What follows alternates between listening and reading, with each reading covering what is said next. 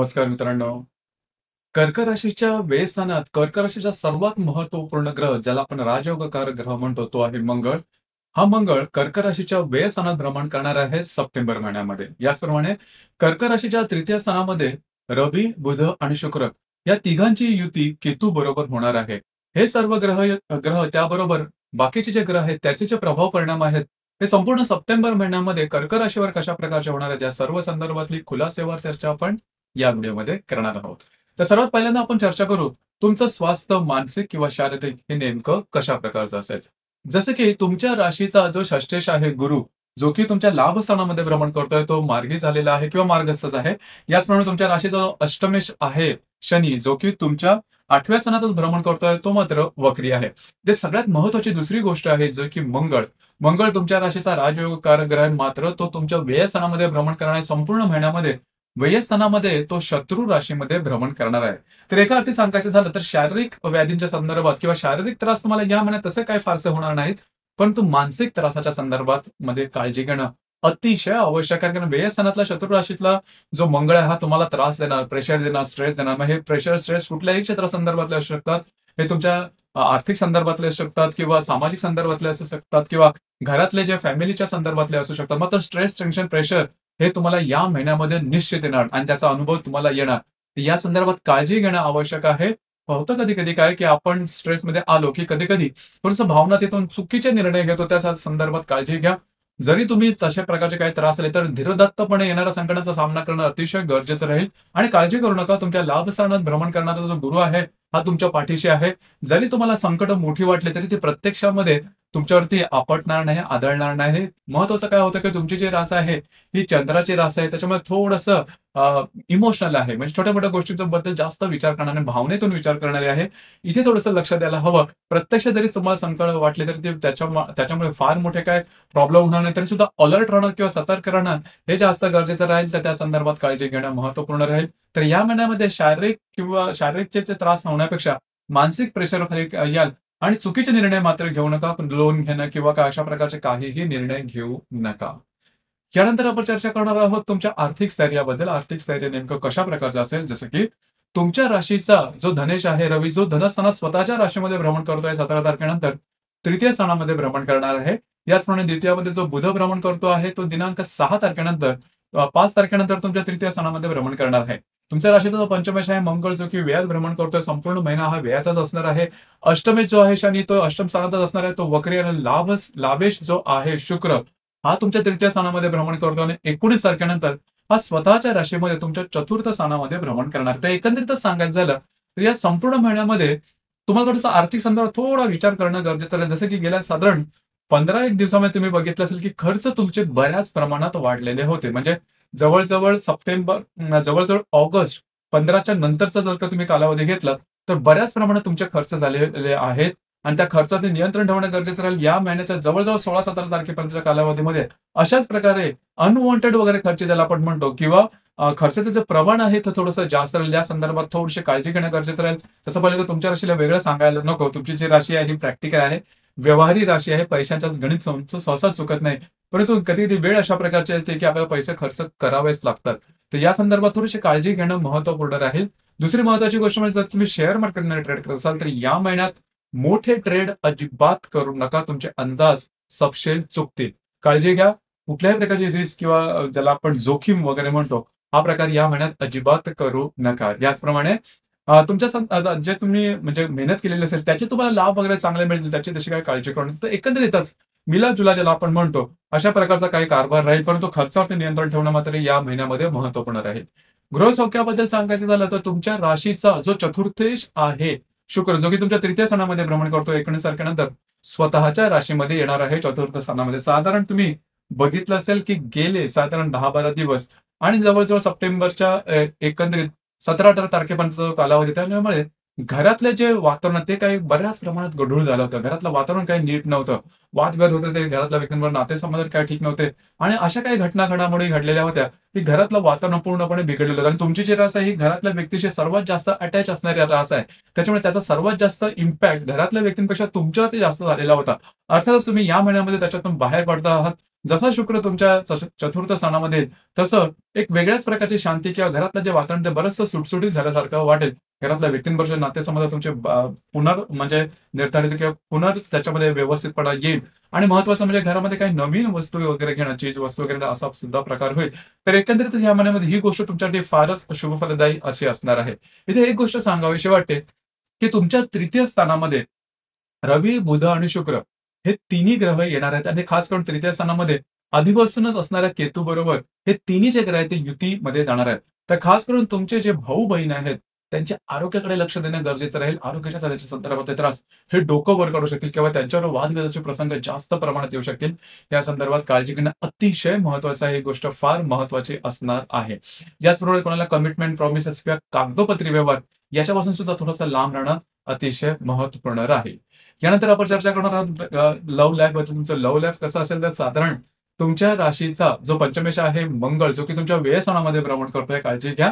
तर जर का तुम्ही कोणाच्या रिलेशनशिपमध्ये असाल तर वादविवादाचे खटके या महिन्यामध्ये बऱ्याच प्रमाणात उठतील.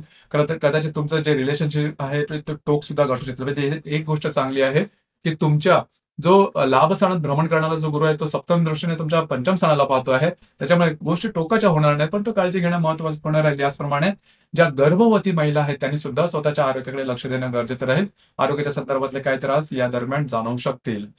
म्हणजे जे विद्यार्थी वर्ग आहेत त्यांच्या बाबतीत सुद्धा थोडंसं काळजी घ्या. अगदी बेफामपणे किंवा बेधुंदपणे राहू नका. थोडंसं अलर्ट राहणं किंवा एफर्ट जास्त देणं ही गोष्ट महत्वाची असणार आहे. यानंतर वैवाहिक जीवनाबद्दल सांगायचं झालं तर तुमच्या राशीचा जो सप्तमेश आहे शनी, जो की तुमच्या अष्टम स्थानामध्ये भ्रमण करतोय आणि वक्री आहे. तर थोडंसं तुमचे जे वैवाहिक जोडीदार आहेत, त्यांच्या आरोग्याकडे मात्र लक्ष देणं गरजेचं राहील. इथे परत जो गुरु आहे, जो की तुमच्या लाभ स्थानामध्ये भ्रमण करतो आहे आणि तो नवम दृष्टीने तुमच्या सप्तम स्थानाला पाहतोय. त्याच्यामुळे तशी काय फारसा काय प्रॉब्लेम वगैरे येणार नाही. त्याच्यामुळे आणि थोडीफार वैवाहिक जे जोडीदार असेल त्यांच्या आरोग्याची कुरबुर थोडी चालू राहील, पण त्याचे फारसे टोकाचे वगैरे परिणाम मिळणार नाही. अगदी बिनधास्त राहा.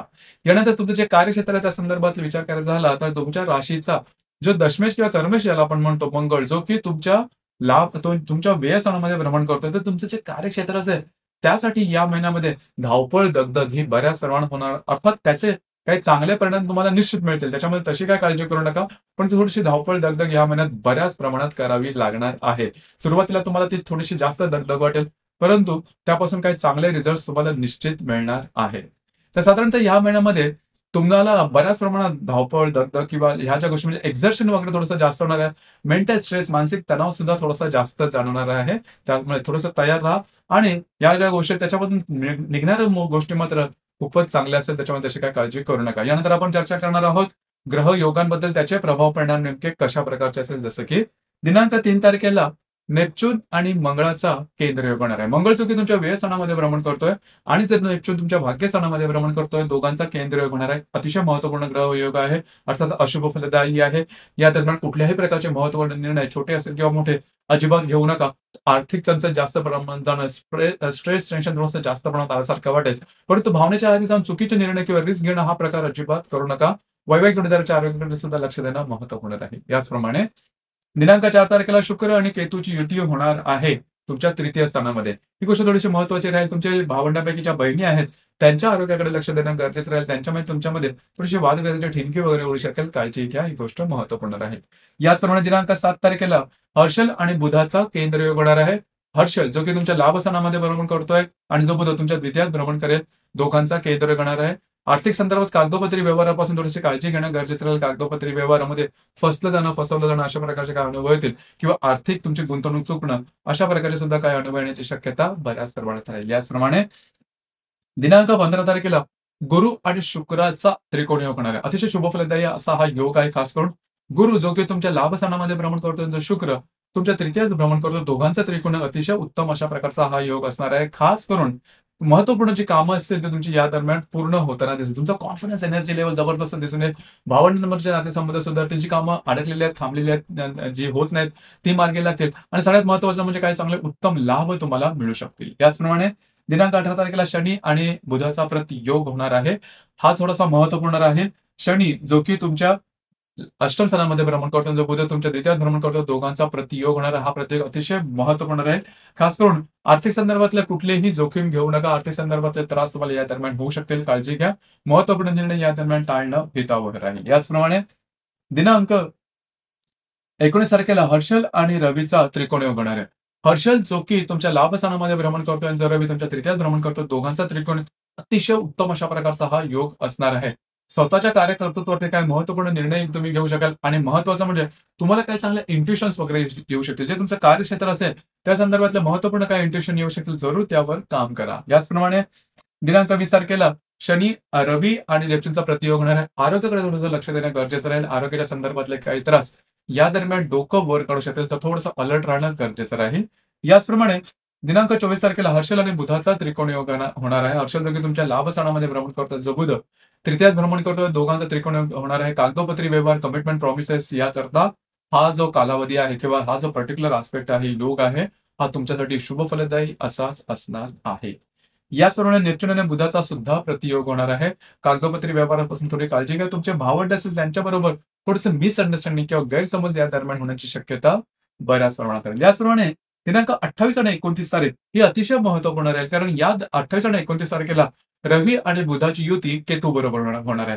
तर हा जो कालावधी आहे हा अतिशय महत्त्वपूर्ण राहील. 2-3 प्रकारे हा तुम्हाला इफेक्ट करू शकेल. त्यानंतर काळजी घ्या. कागदोपत्री व्यवहार, कमिटमेंट, प्रॉमिसेस यापासून अतिशय लांब राहणं अजिबात करू नका. तुम्ही सपशेल चुकाल किंवा फसले जाल, फसवले जाल अशा संदर्भातले अनुभव येतील. जे तुमचे भावंड असेल त्यांच्या आरोग्याकडे मात्र लक्ष देणे या दरम्यान अतिशय महत्त्वपूर्ण आहे. ही गोष्ट फारच महत्त्वाची आहे. तुम्हाला स्वतःच्या आरोग्याकडे सुद्धा लक्ष देणं गरजेचं आहे. कारण रवी, बुधाची दोन्ही जे ग्रह आहेत ते केतूमध्ये जाणार. त्या ग्रहांचा प्रभाव तुमच्या तृतीय स्थानामध्ये जास्त प्रमाणात दिसून येईल. याचप्रमाणे दिनांक 30 तारखेला शनी आणि मंगळाचा त्रिकोण योग होणार आहे. शनी जो की अष्टमात भ्रमण करतो आणि मंगळ जो की द्वितीयात भ्रमण करतो, दोघांचा त्रिकोण खूप महत्त्वपूर्ण राहील. खास करून या दरम्यान कुठल्याही प्रकारचे महत्त्वपूर्ण म्हणजे तसा हा जो योग आहे तो शुभ फलदायी राहील. परंतु त्या व्यय स्थान किंवा अष्टम स्थान ही दोन्ही स्थान आहेत ही अशुभ फलदायी अशा प्रकारची स्थानं आहेत. त्याच्यामुळे त्या स्थानामधून होणारे जे शुभ फलदायी योग आहेत, खास करून त्रिकोणी, त्याचे जोरदार परिणाम मिळणं थोडंसं कठीण होऊन बसतं. मात्र या दरम्यान फिरायला वगैरे जाणं किंवा फिरणं हा प्रकार होऊ शकेल. छोटे-मोठे काही अनपेक्षित लाभ मिळू शकतील. या महिन्यातली जी अमावास्या आहे ती तुमच्या द्वितीय स्थानामध्ये आहे दिनांक 2 तारखेला आणि जी पौर्णिमा आहे ती दिनांक 17 तारखेला आहे. तर अमावास्याच्या दरम्यान म्हणजे 2 तारखेला आर्थिक व्यवहाराच्या संदर्भात काळजी घ्या. दुसरी महत्त्वाची गोष्ट म्हणजे जे तुमचे वैवाहिक जोडीदार असेल त्यांच्या सुद्धा आरोग्याकडे लक्ष देणं महत्त्वपूर्ण राहील. आणि जी पौर्णिमा आहे ती 17 तारखेला. असं जर का पाहिलं तर अमावास्या आणि पौर्णिमेला रविचंद्राचं आकर्षण जास्त असल्या कारणामुळे आणि तुमच्या राशीचा जो स्वामी आहे तो चंद्र आहे. त्याच्यामुळे तुम्हाला खास करून याचा अनुभव बऱ्याच प्रमाणात येईल, की रवी म्हणजे अमावास्या आणि पौर्णिमेला थोडीशी भावनातीत झाल्यासारखं वाटतं किंवा भावना जास्त झाल्यासारखं वाटतं किंवा चुकीचे निर्णय जास्त घेतल्यासारखे वाटतं. तर अशामुळे कुठल्याही प्रकारचे महत्त्वपूर्ण निर्णय, वादविवादामध्ये जाणं, कमिटमेंट, प्रॉमिसेस यापासून लांब राहणं गरजेचं आहे.